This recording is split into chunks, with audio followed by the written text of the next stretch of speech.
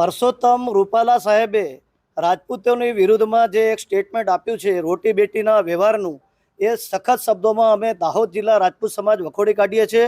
અને જે સમાજે આ દેશ માટે બલિદાન આપેલું છે, રજવાડાઓ પણ આપી દીધા છે દેશની એકતા માટે, તો આખો અત્યારે સમગ્ર ગુજરાતનો રાજપૂત સમાજ આ શબ્દોથી સખત નારાજ છે. અને અમે દાહોદ જિલ્લા રાજપૂત સમાજ પણ આને સખત શબ્દોમાં વખોડી કાઢીએ છીએ. અને રાજપૂત સમાજની માંગ છે કે રૂપાલા સાહેબને જે રાજકોટથી ટિકિટ આપવામાં આવી છે એ ટિકિટ આપવામાં નહીં આવે, અને આપશે તો અમારા અગ્રણી વડીલો જે રીતે કહેશે એ રીતે દાહોદ જિલ્લો પણ એ અગ્રણીઓની સાથે રહેશે. પુરુષોત્તમ રૂપાલાજીએ જે રાજકોટમાં ક્ષત્રિય સમાજ વિરુદ્ધ જે ટિપ્પણી કરી છે એનો આ પ્રતિસાદ છે. આ લડાઈ હવે ખાલી રાજકોટ સુધી સીમિત નથી.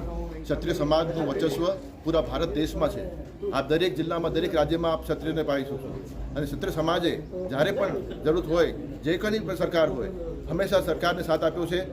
અમારી આ વખત ફક્ત એક જ માંગણી છે કે જે સમાજ વિરુદ્ધ અભદ્ર ટિપ્પણી કરી છે એને ત્વરિત પગલાં લઈ અને એનું નામાંકન વહેલી તકે રદ થવું જોઈએ.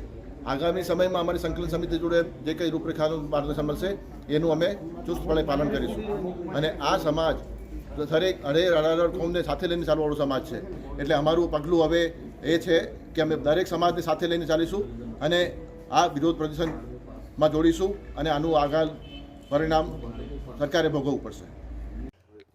ક્ષત્રિય સમાજ કાયમ માટે હંમેશા ભારતીય જનતા પાર્ટીને સાથે રહ્યો છે, રહેશે. હવે ભારતીય જનતા પાર્ટી એ જોવાનું છે કે પુરુષોત્તમ રૂપાલા વાલા છે કે ક્ષત્રિય સમાજનું સ્વાભિમાન વાલું છે. જય ભવાની.